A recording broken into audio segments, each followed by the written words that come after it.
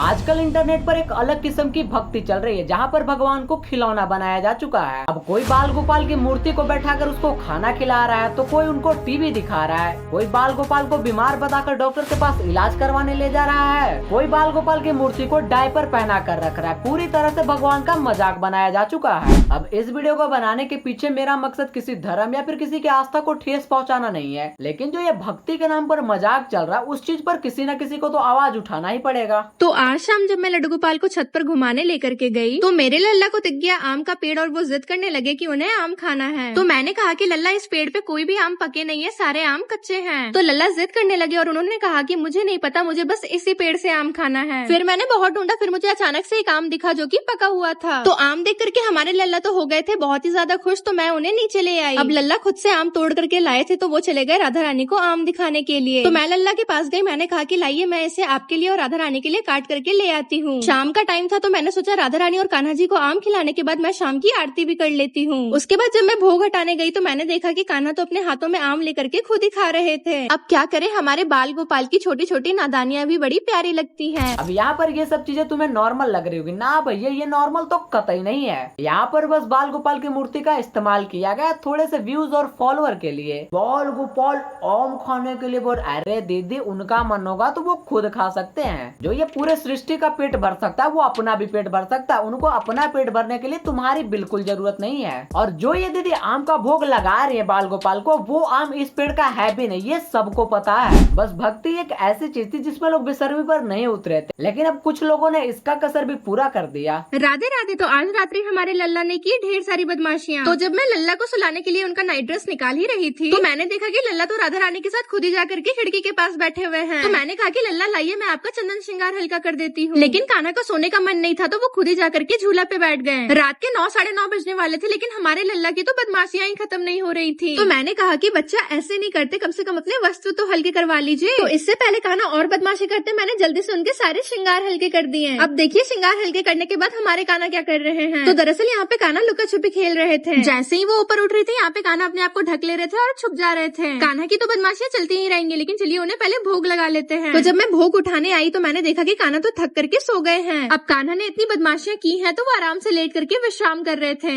अब दीदी खुद को कृष्ण भक्त मीराबाई की अवतार समझ रही हैं, पर दीदी मैं पहले ही एक चीज बता दूं कि ऐसी हरकतें करने से आप कृष्ण भगवान की भक्त कम और मानसिक मरीज ज्यादा लग रही हो। देखो हम इंसान है और हमारे ऊपर भी कोई है जिसको हम भगवान कहते हैं। अब इंसान और भगवान के बीच में एक लाइन है जो हमें भक्ति के रूप में भगवान से जोड़ कर रखती है, और कोई भी इंसान चाह कर भी उस डोर को तोड़ नहीं सकता। राधे राधे। तो जब से मैंने कान्हा जी के लिए ये फ्लावर वाली आसन मंगवाई थी, तब से मेरा और मेरे कान्हा जी का मन था कि मैं ऐसा ही कुछ लाडली जी और कान्हा जी के लिए मिलता जुलता मंगवाऊं, क्योंकि हमारे कान्हा जी को ये इतनी पसंद आ गई थी कि वो डेली इसी आसन में बैठ रहे थे। तो मैंने सोचा कि मैं ऐसा ही उनके लिए कुछ और भी मंगवा लेती हूँ। तो मैं लग गई ऑनलाइन ढूंढने, लेकिन मुझे कुछ पसंद ही नहीं आ रहा था। लेकिन 1 मिनट मुझे फाइनली मिल गया जैसा कि मुझे चाहिए था। वैसे तो मैंने इसे पहले ही ऑर्डर कर लिया था, लेकिन इसकी डिलीवरी आज ही होने वाली थी। मुझे वेट करते करते सुबह से शाम हो गया था, लेकिन पार्सल अभी तक नहीं आया था। लेकिन फाइनली थोड़ी ही देर में हमें हमारी पार्सल की डिलीवरी मिल गई थी। तो सबसे ज्यादा इंतजार हमारे कान्हा जी को था, तो चलिए उनके पास ही इसे अनपैक करते हैं। तो मैंने ऐसे सेम 2 मंगवाए थे। तो कान्हा जी को बैठाने से पहले चलिए गंगा जल। अब ये बीमारी का लोगों ने भरपूर फायदा उठाया। इंटरनेट पर बाल गोपाल के कपड़े और गहने 2-2, 3-3 हजार में बेचे जा रहे हैं और लोग इनको खरीदते भी हैं। भक्ति करने का मतलब बदल गया, भक्ति करने का तरीका बदल गया, भगवान को एकदम मजाक बना रखा है इन लोगों ने। ये बीमारी बहुत तेजी से बढ़ रही है और ऐसा नहीं है कि घर का कोई 1 या 2 परिवार इससे इफेक्ट होते हैं, कहीं कहीं पर तो सारे के सारे परिवार इसी बीमारी से ग्रसित हैं। अगर भगवान की मूर्ति को ऐसे साथ लेकर घूमना, उनको खाना खिलाना, टीवी दिखाना, डायपर पहनाना, अगर ये करने से भगवान खुश होते और अगर यही करने से भक्ति की जाती तो फिर पुराने जमाने में ऋषि मुनि तपस्या क्यों करते। इससे तो कहीं ज्यादा आसान है कि भगवान की एक मूर्ति साथ में रखो, उसको नहलाओ खिलाओ पिलाओ, बस भगवान खुश। तो कुछ वीडियोस में लोगों ने मेरे हाथ में ये काउंटर देखा था, तो वो कह रहे थे कि क्या आप माला से चैंटिंग नहीं करती हैं। नहीं, ऐसा नहीं है। माला से तो चैंटिंग करना बहुत ज़्यादा ज़रूरी है, माला तो इम्पॉर्टेंट है। तो जब माला से हमारी चैंटिंग हो जाती है, जितना हमें दिया गया है चैंट करने के लिए, जब हमारा वो चैंटिंग हो जाती है, उसके अलावा हम फिर इससे काउंटर से चैंट करते हैं। अब वो कैसे, जैसे कि अगर हम मोबाइल चला रहे हैं, कुछ मोबाइल में देख रहे हैं, तो हम यहाँ पे पढ़ते रहेंगे राधा राधा या जो भी नाम आप लो, अब भगवान का नाम जपने के लिए भी लोगों को टेक्नोलॉजी का सहारा लेना पड़ रहा है और यही लोग फिर खुद को कृष्ण भक्त बताते हैं। वाह। अब माला 108 बार जपा जाता है, जिसके लिए माला और उसको जपने वाला 10 या 20 रुपए में आराम से कहीं भी मिल जाते हैं। लेकिन दीदी को 108 बार गिनने के लिए भी मशीन का सहारा लेना पड़ रहा है। अगर इतना ही भार पड़ रहा है भगवान का नाम जपने में, इससे अच्छा जपो ही मत। नहीं, यहाँ पर हो क्या रहा है, भगवान को गोद में लेकर प्लेन में बैठाकर घुमाया जा रहा है और फिर नाम जपने में इनको दिक्कत हो रही है। अरे दीदी, इतना भी मॉडर्न नहीं होना था। भक्ति कर रहे हो तो आपके अंदर ना कुछ ऐसी चीज़ें होनी चाहिए जो आप गंभीरता से लें, जिससे आपके जीवन में बहुत ज्यादा प्रभाव पड़ सकता है। खुद भगवान का नाम जपने के लिए मशीन का सहारा लेना पड़ रहा है और दूसरों को भक्ति में गंभीर रहने के टिप्स दिए जा रहे हैं। वाह दीदी वाह। दीदी, पहले खुद तो भगवान को सीरियसली ले लो, उसके बाद सबको ज्ञान देना। अब ये तो वही बात हो गई कि मैं खुद नाली में गिरा हुआ हूँ और दूसरों को साफ रहने के टिप्स दे रहा हूँ। को उठा दिया है क्योंकि टेक ऑफ का टाइम हो गया है। तो उनको भी तो विंडो सीट किस लिए लेता है इंसान, ताकि बाहर का नज़ारा देख सके। तो ये हो गया है टेक ऑफ का टाइम और हमारे लल्ला दोनों उठ गए हैं।